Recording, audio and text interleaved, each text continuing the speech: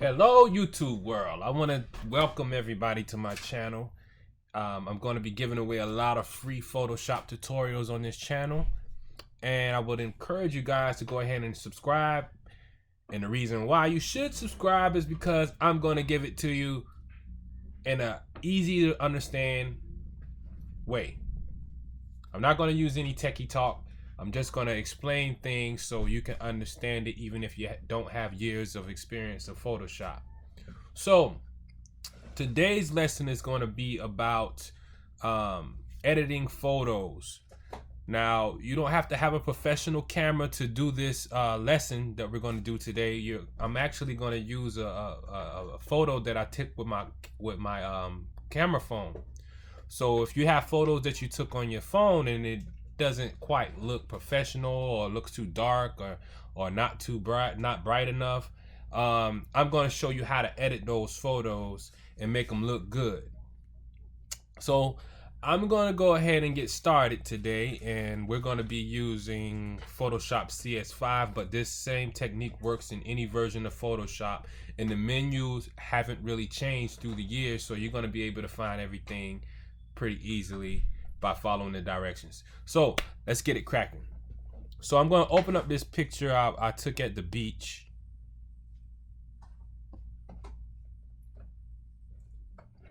And as you can see, the picture looks okay. You know, it's okay. It's not that bad, but we can actually enhance this picture and make it look way better than what it is now.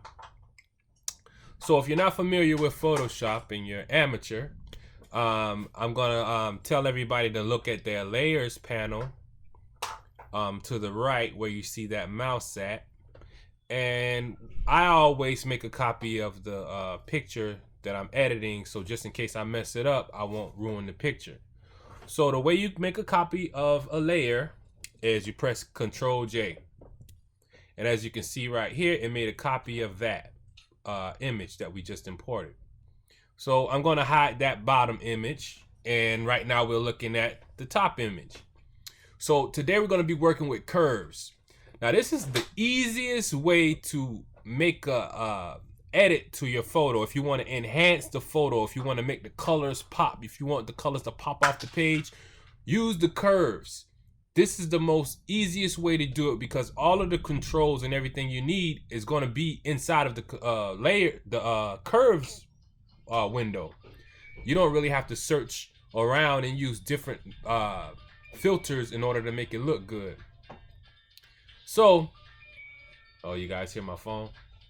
But so we're gonna get started. The way you find the curves panel is up in your menu bar. You're gonna click on image. Click it, and then you're gonna look at under the adjustment tab. And as you can see, it's like 3 selections down. It's going to say curves. You're going to click it and it should pop up a little window like this one right here. Now, I'm going to give you a little, this is how I do it. This is my workflow. Usually when I open up a photo, I usually want to get the colors right before I start messing with the enhancement features. So right down here at the bottom, you see 3 little eyedroppers. You see them? I'm pointing to them right now. Bum, bum, bum, bum. You have a black one, you got a gray one, and you got a white one. Now this is so easy to use. I mean, and sometimes it can fix whatever issue you have with your photo just by using the eyedroppers. Hold on, let me get this phone right quick.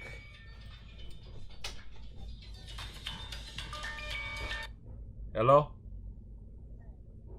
Hey, I'm making a tutorial. Hurry up, please. Yeah. Okay. All right. Text it to me. Gotta go. We're wasting the people's time. Jeez. Don't you just hate it when someone calls you when you're in the middle of making a tutorial? Sorry guys, but we were talking about the eyedroppers, right? You got 3. You got the black, the gray, and the white.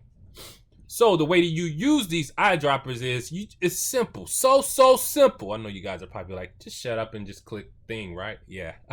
But it's simple. All you do is click on the black eyedropper, click, just like that. And then in your photo, you're gonna find a section on your photo that's black. You have to find the blackest part of your photo and you're just gonna click it. It's that easy. But make sure the area is black. If you click a blue area with the black eyedropper, it's going to screw your picture up. So before you start clicking away, because I know some people are just click happy. They click one thing and then they just click, and they just mess up the whole thing. So you guys got to be very careful when you clicking. Make sure you're clicking the right thing. What? Somebody's calling me again. I'm going to send that one to voicemail. Okay, so I'm going to look on my photo and find the blackest part of the picture. So as you can see, this is a picture of the beach. And inside the sand, there's certain sections where people have dug up the dirt. And that's where the sun doesn't shine. So it's black in that little part. And also, the people, like this Spanish guy right here has black hair. Like I could use that as a eyedropper point. But I'm going to use the little hole in the sand as my point of blackness. So I'm going to click it. And as you can see, it already made this picture pop. It brought out all of the details that you did not see before. And it even took away some of the ashiness of the photo just by using that black. Okay? So the next one we're going to go to is the gray. You click on the gray eyedropper. Now you have to look on your photo for an area that's gray. Make sure that the area is not white. Make sure it's not any other color other than gray. If you click on any other color other than gray when you got the gray eyedropper selected, it's going to screw up your picture. So look for gray in your photo. And if you can't find gray, just don't use this eyedropper right now. You don't have to use every eyedropper, but if you can find the colors gray, black, and white, then you use the eyedropper. But if you can't, just leave whatever color out that you can't find. So in my photo, I see a little bit of gray over where the water meets the shore. Like right in this area. But it's not really gray, but it's like a grayish brownish, like a dookie grayish brownish almost. But since that's not the actual color of gray, I'm not going to really fool with the gray eyedropper. But if you guys have gray in your photos, go ahead and click on the gray area. See what happens. It's going to pop. So I'm moving on to the white eyedropper now. Now the white eyedropper is like, it's going to take it to the next level. It's going to turn this picture up. It's going to turn it up. So find an area in your picture with an object that is white. It has to be super snow white. Don't click on a gray area with the white eyedropper because it's going to overexpose the picture. Make sure that the area is white. So in my picture, I see a lady in the water and she's sitting on some type of rubber raft. So that rubber raft I know is white because it looks white from where the picture was taken. So I'm going to click on that, and when I click this white area, you're going to see this picture just pop out. Here you go. I'm going to click it right now. Boom!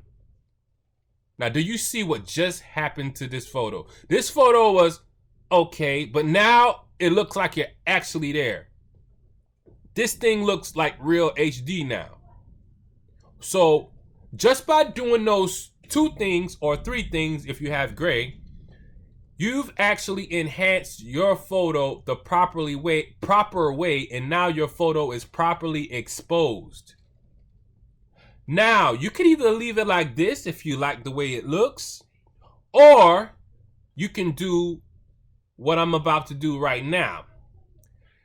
Now, if you want your picture to straight stand out over every picture and you just want it to look clickable, like you just want to click it, what you're going to do is you're going to turn the contrast up with this little line right here. It's going to be a little black line that goes from the right axis to the bottom axis. I don't know if I'm using the right terminology or not, but you guys see what I'm doing.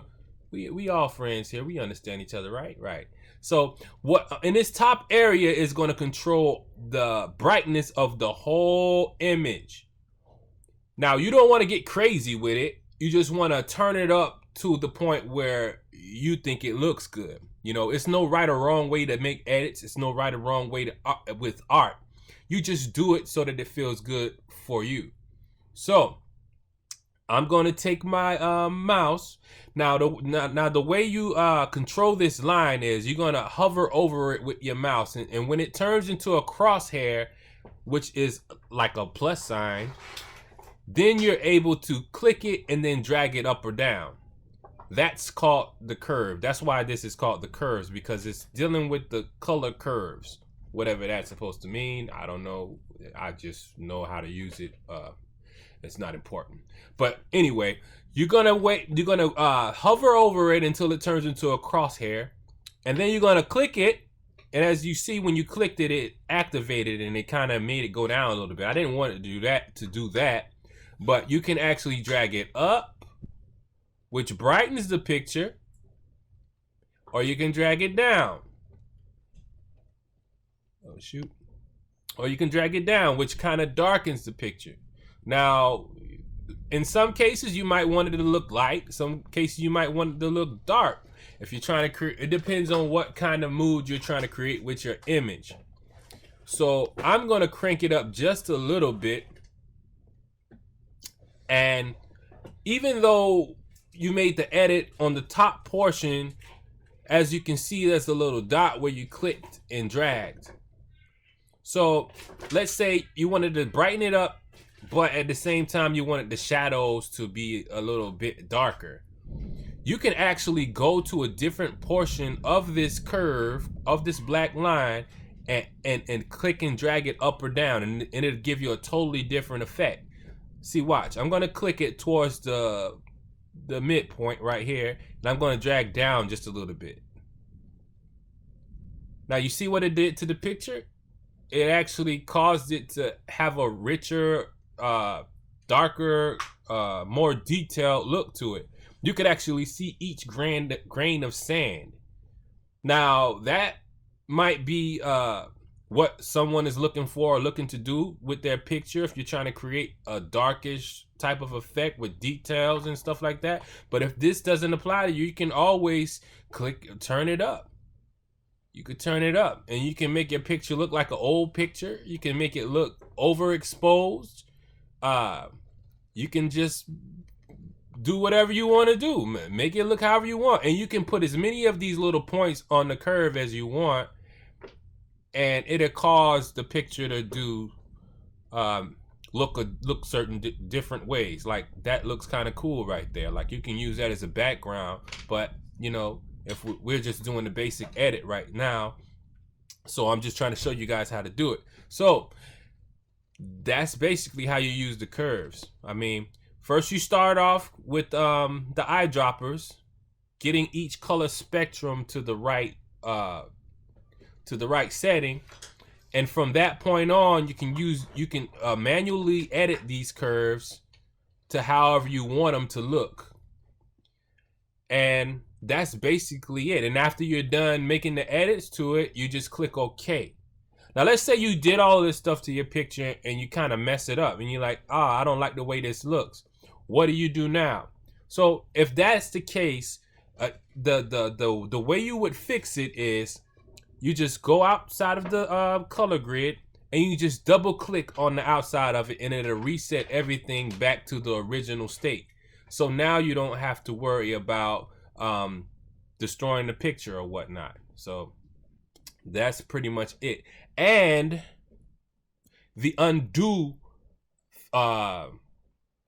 when you undo Control Z, that also works, and you can actually go backwards in your edits.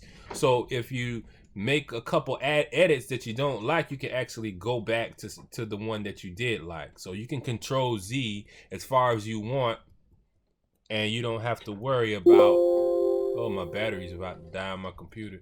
And you can Control Z and go back to whatever state you liked previously. You see? So I'm gonna go ahead and save these changes, what I made to the photo, and we're gonna compare. So as you can see right now, we have a bright, poppy, catchy picture. All of the details and everything, waves and sand grains and everything. You see all of those details. So now I'm going to close this out, and I'm going to open up the old one, and we're going to compare them. So I'm gonna hide this one. And as you can see, the old one looks so dry compared to the new one. So basically, this works for any type of photo. It doesn't have to be a landscape. It doesn't have to be a professional photo. It works for any type of photo. You can bring your photos to life using this. So if you guys like the tutorial and you have any questions, you can go ahead and leave your comments below. And if you want to be updated about any other tutorials that I might be coming out with, you can go ahead, hit the subscribe button, and then click the bell on to the right of the subscribe button, so you can be notified each time a new tutorial from me comes out. You know, and if you guys have any requests for any photos, any tutorials, go ahead, leave them in the comment, and I'll be glad to go ahead and do a tutorial and show you guys how to use Photoshop for free. So go ahead, hit the subscribe button, and I'll be back.